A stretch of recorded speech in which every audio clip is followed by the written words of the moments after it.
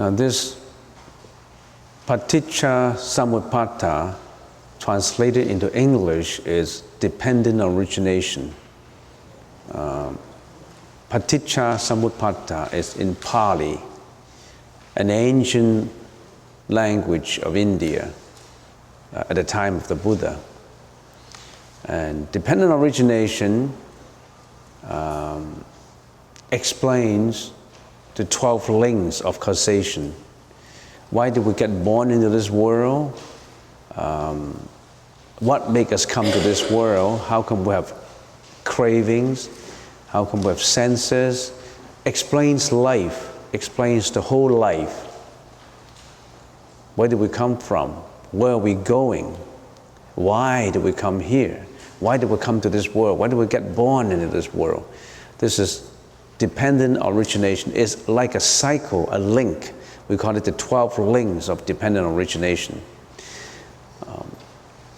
And practitioners, meditators, meditate on it. They contemplate on it. And in order to contemplate on it, you need to memorize the keywords. You need to know the meaning of it. So, in order to understand it properly and contemplate properly, we need to memorize it, but before we memorize it, we need to know how to pronounce it. So why don't we learn it this way? The process of learning it takes a few sessions. If you have the patience and memorize it through, it's extremely beneficial for you. Explains the whole life. And of course, after we finish chanting it or reading it, I will continue with the explanation of each item. What is ignorance? What is consciousness? What is mind and body? What are the 6 senses? What do we mean by contact? What do we mean by craving? What do we mean by desires? And the process of becoming, birth, aging, sickness, lamentation, physical and mental sufferings, and all these tribulations, we explain it bit by bit. So first of all, let's put your palms together and let's start. You follow after me. Avijja Pachaya Sankara. We also would read the English version. Dependent on ignorance, volitional reaction arises.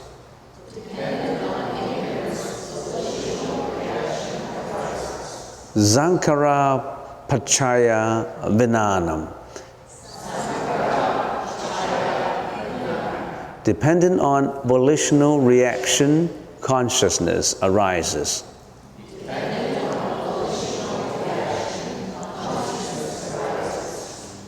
Vinana Pachaya Nama Rupam.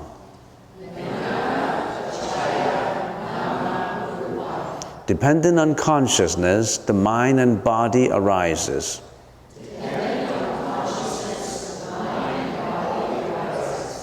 Nama Rupam Pachaya Salayatanam.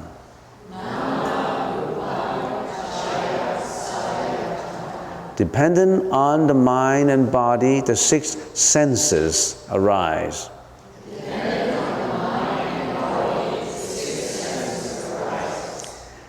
Salayatanam Pachaya Paso.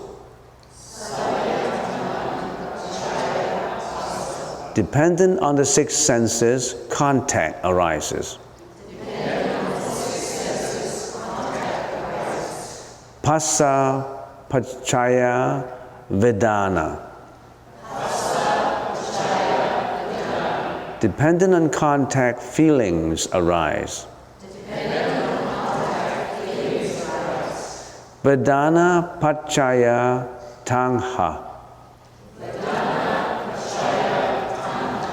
Dependent on feelings, craving and aversion arise.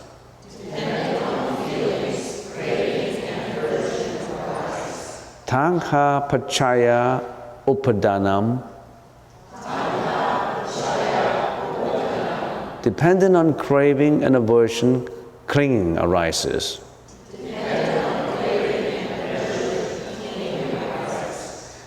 Upadanam pachaya bhava.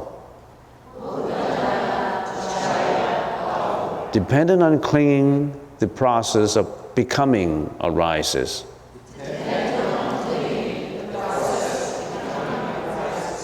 Bhava pachaya jati. Dependent on the process of becoming, birth arises.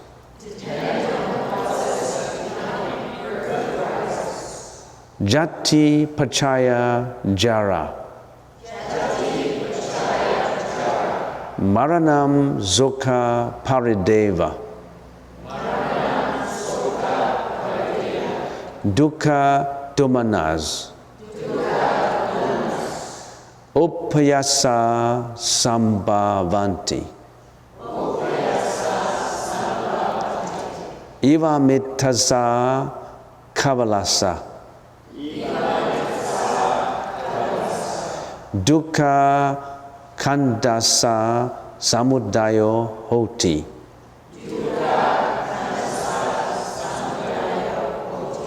Dependent on the basis of birth, aging, and death arise.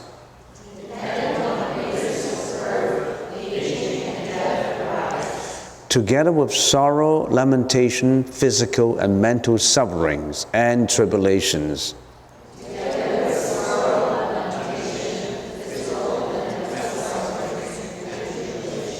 Thus arises this entire mass of sufferings. So you can put your palms down. The Pali side, Paticca Samuppada, actually should be chanted out. When we chanted it, it's like this. Avijja Paccaya Sankhara. Sankhara paccaya vinanam.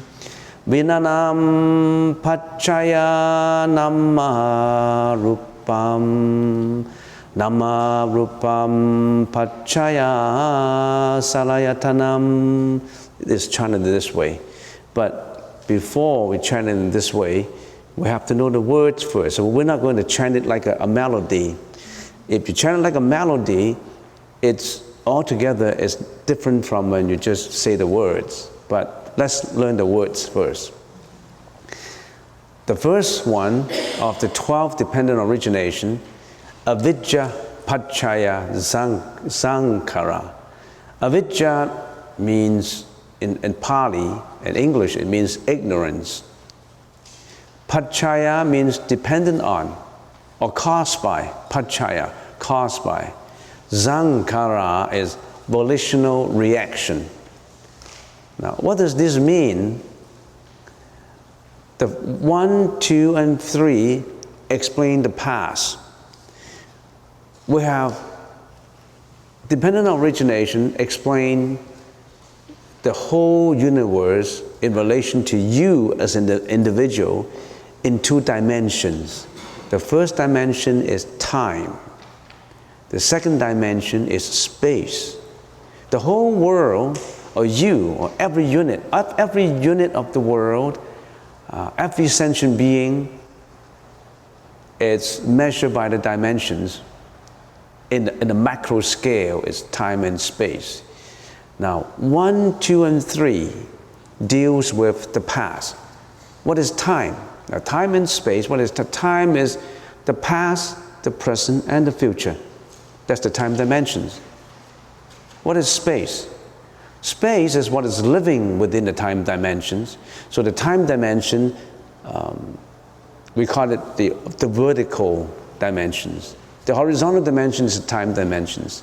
Time dimension contains the past, the present, and the future. Now, 1, 2, and 3 deals with the past. Talk about time first. Dependent on ignorance, volitional reaction arises, avijja paccaya sankhara. We'll ask the question, how come we get born into this world? Where do I come from? We get born into this world caused by ignorance. because of ignorance, that this ignorance is not the same meaning as the general meaning of ignorance. This ignorance does not only mean stupidity.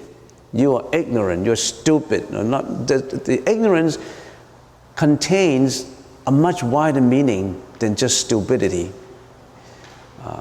You could be the most renowned scientist, but you are ignorant. Why? Because you could be the most renowned scientist creating the atomic bomb and use that bomb to bomb countries, to destroy human beings. You are very intelligent, but you are ignorant because you're destroying lives. You could be a very intelligent politician, but you ruin your own country. You take sides in politics, or you use politics for your own benefits. You are very intelligent. You're not stupid, but you're ignorant. So you see the difference between stupidity and ignorance? We could be very intelligent, but we could be very ignorant. I'm a businessman, I'm a billionaire. How do I get my money? I get it illegally. So this ignorance has the perspective of morality in it too. Because of ignorance, and this ignorance also relates to the ego that we have. I'm for myself.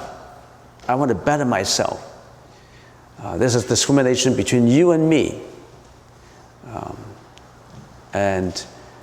Because of this, our relationship is different. I want to get everything at your expense, individual-wise or country-wise. I want to protect my country. I can occupy your country. I can wage wars. I belong to one race in my country and you belong to another race. I can commit genocide to eliminate your race. So many ignorance things going on. As an individual, I work in my company. I want to climb up the ladder, the echelon. I want to be the manager, and I want to step on your back. I want to do so many things to make myself outstanding. I can do a lot of tricks to trick you so that I get what I want, and I don't care about what you suffer. There's so many egoistic ignorance in here. Now, because of this ignorance, you think we have done ignorant deeds, evil deeds, and that's about it? According to the law of causation and the law of conservation of energy, this kind of ignorance would carry out volitional actions, which in turn develop karma, energy. Every thought has energy. Every word has energy. Every action has energy. And when this energy is created, it could be created.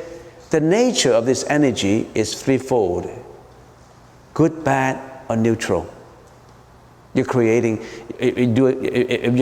compassionate deeds, then you're creating good energy.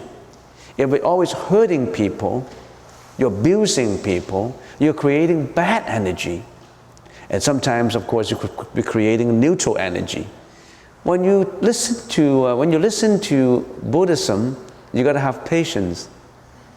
Every word has a lot of meaning in it.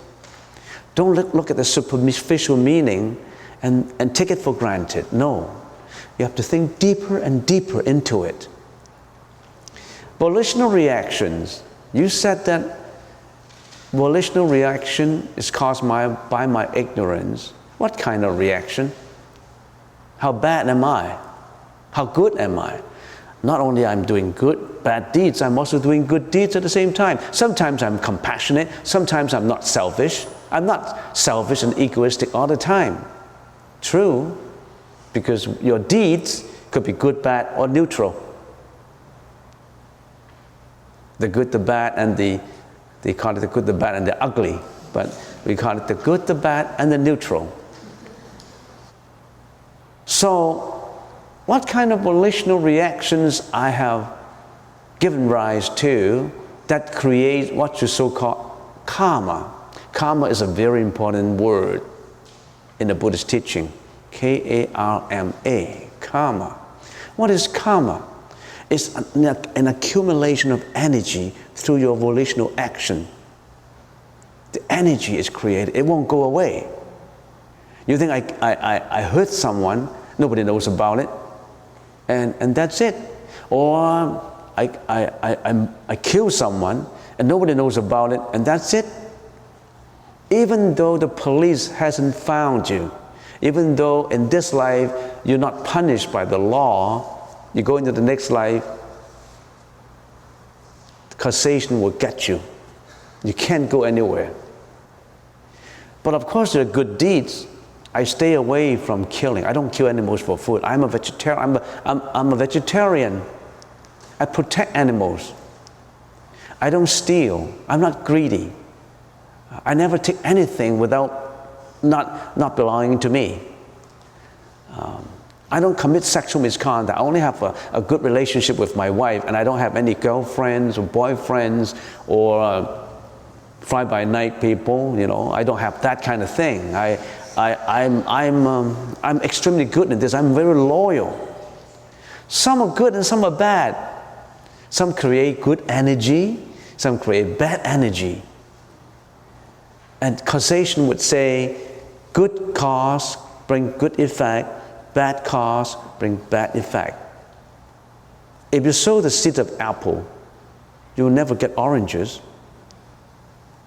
If you sow the seeds of apple, good seeds, you fertilize it, you water it, you give all the good causes to it, the fruits will come out. If you sow your apple seeds, you don't water it, you spoil it, you don't care about it, you ignore it, you're ignorant about it, it will never come out. Everything has cause and effect. There's nothing happen without cause. Why are you coming here today? You mean you're coming here not doing anything? You just drive by and say, oh, this is a temple, you drop by? There must be a reason for you to come here, either through a friend's introduction, or there must be a reason. All of a sudden you say, I want to be spiritual. I don't want to be pursuing material all the time. I'm not happy with my life. I want to find out more about what the Buddha teaches. That's the cost of you coming here. I want to find out more about meditation. Look, I'm depressed. I suffer from depression. Is there any way to save myself out of depression? Can meditation help? All these, you have causes to come here. So, out of ignorance, volitional reaction arises. And I was talking about just the first one, in action, the body behavior. Volitional reaction also involves the mouth, not just the body. The mouth, your speech. What kind of energy the mouth can create through speeches? Cursing has energy, lying has energy, flattery has energy, double-tonguing has energy. Your speech can kill people, can slander people, can cause the country to wage wars among the races. Your speech can cause the whole family to break down. Your speech can cause a divorce. Speech is very damaging sometimes. On the other hand, speech can be very beneficial. You could save people by having a good speech. By advising people to do good, you save an individual from committing suicide. So heaven and hell is not determined by God, by you yourself. You determined every thought. Is it a thought of hell? Is it a thought of heaven? It's all created by you yourself. Watch your mind. Watch your own mind. Don't let it go astray. Why are we meditating? Why are we focusing? Because our mind has not been under our control. The Buddha wants us to learn to put our mind under control first, and we can slowly deal with the truth of the universe. If you can't even put your mind under control, you can't carry on the learning. The first thing is to focus and put your mind under control. You think your mind is under control? It isn't. Your mind and my mind, our mind, have always not been under control. Sometimes they are, but not. Most of the time not under. Because your thought goes like a monkey. So volitional actions only also created from action of the body, speeches of the mouth. And action of the body, speeches of the mouth are all generated from where? From the mouth itself? From the senses? From the eyes, the ear, the nose, the tongue, the taste? No, it's from the mind inside. So we go to the origin. We have to purify our mind. We have to put our mind first under control. If one can put one's mind under control, wonders will work out. In North America, we call it positive thinking. You see, the Buddhist concept is more than just positive thinking. The positive thinkers say, if you put your mind under control, you can ask your mind to do whatever you want to do, good or bad. So we want to put our mind under control to do only good deeds. We want to put our mind under control to go the enlightenment process. Where do you want to put your mind to? You want to put your mind into egoistic deeds to hurt people, to pollute the world? Or you would want to put your mind under control to purify yourself, to purify the whole world? Our mind should be for the good cause, not for the bad cause. So we look at the past now. Why did we come here? Because of in previous lives, in our previous life. You think you only have one life? Then you're short-sighted in your time dimension. You're paradoxical in your thinking. Why? When you think about this life, you have yesterday, you have last year, you have 2 years ago, you have the time when you were born as a baby, that's your past. You have your present, and you think you have a future. So within this life, you have a past, a present, and a future. Your time dimension is too restricted to one life. What happened to your previous, before you were born? You were in another form, in another life, in your past. Because you forget your past, you don't believe there's a past life. Some people argue, if I have a past life, how come I forget about it? People would argue about that. I should remember my past life. There are kids who remember their past lives, you know. Why can't we remember our past lives? We cannot even remember our baby life. How can you remember our past life? I asked you, what happened to you when you were 1 year old, 2 year old, 3 year old? Can you remember all the details when you were 3 year old, 4 year old, 5 year old, 6 year old? You can't even remember when you were 5, when you were from baby to 5 years old. How could you remember your past life, which is so long ago? You're paradoxical in your thinking. So we can't remember. It's not because we were not capable. It's just our mind is structured in such a way that we can't even remember baby life.